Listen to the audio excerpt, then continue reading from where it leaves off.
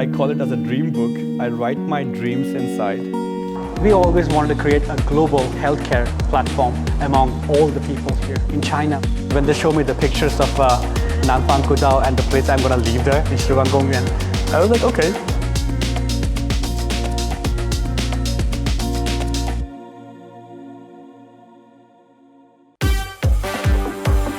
As every Indian knows that we always have to go out for the medical institution and education outside.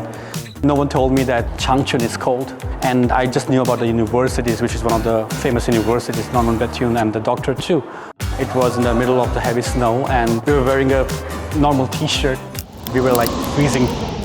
When I graduated with my master's, I got the Yoshuja. That was very important to my life. I never thought that would be so useful for me, but that is the reason I also got the chance to work for this hospital.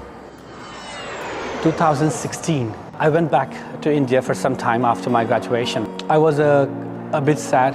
I couldn't work in China. That was my dream. Many Chinese people also living there in India now. And one of them, and then she asked me, Shalom, are you happy? I said, yeah, I'm okay, but I do miss China. And she said, like, why don't you come back?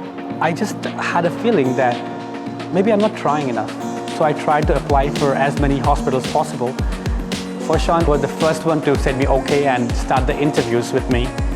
And when they show me the pictures of Nanfang Gudao and the place I'm going to live there in Guangdong, I was like, okay.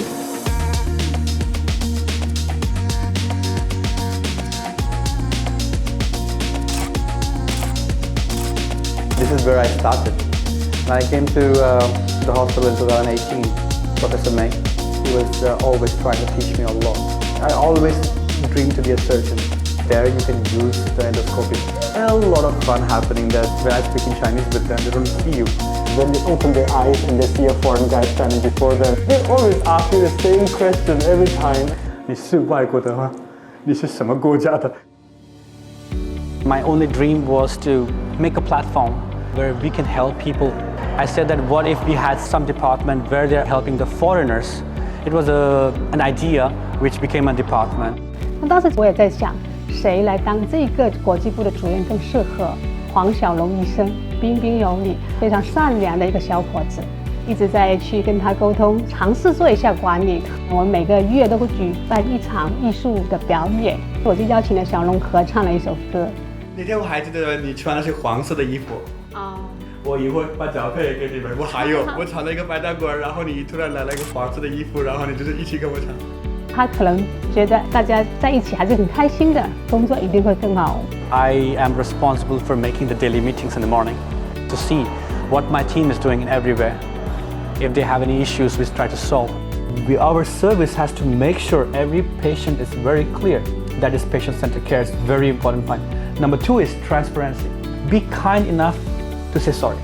This is what the simple things, but actually it's very important to every patient. When we make an idea, we start making a strategic planning how to make it. But in the afternoons, I talk to my patients sometimes, understand what they're feeling. We care about every message from our patients. The biggest problem where I can say for my patients that's how it started, was they don't understand how to book the appointments. They don't know what to speak, the right way to speak to the doctor. We make sure that we provide the patient-centered care. 某一个这个休息日的深夜，突然接到了一个医生的紧急电话，说有一位外籍新生儿出现了重症的一个情况。新生儿的重症，它涉及的范围非常多。Dr. Niu 以患者为优先，帮助父母选择了最好的一个治疗，新生儿也顺利的出院了。It started like a few patients, but now I think we have crossed more than 10,000 patients, I guess. We also have a lot of Chinese patients right now. There's a friend I have, he had a system problem and it was very serious. When he was taking Chinese medicine, he was not actually happy with it. But he took the medication for more time. He felt good. He continued for a very long time. And his wife says, Dr. Neil, is my husband also taking any beauty care? And the husband is like, no, I'm only trying Chinese medicine. Hi, Mama. Dr. Neil, how lovely to see you. How are you? Miss Grania here. I've just come to have my COVID test. It's all okay now? Oh, absolutely fantastic. Your Thank service you. has been unbelievable. Thank you. Please pass my thanks on to your team. Thank you so much. So sorry, I was talking something, right? I'm sorry, I forgot. Her whole family visits us from time to time for the treatment. One day she told me that my mom comes and I have to wait here for so long time. I wish I had some good books here. But you gave me a brilliant idea, remember? Right? About the library. My sister and I really like education, so we wanted for other children to have a chance to learn music. She said, Uncle Neil, me and my sister, we want to give the books to you so that some other kid can love to read it. You remember this? The stinky plant? Really?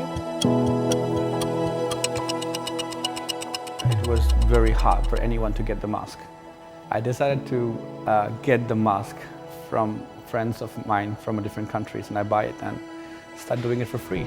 After I started doing this kind of distribution, many of the other people from different countries, they also donated so many masks.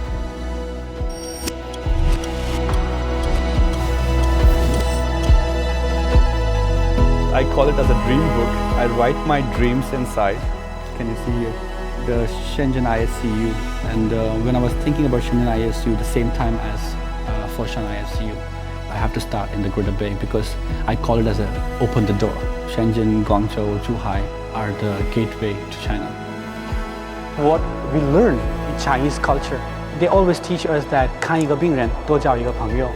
That was the only line which went so deep inside me. For ISCU, it has always been clear with our mission, vision, and goals.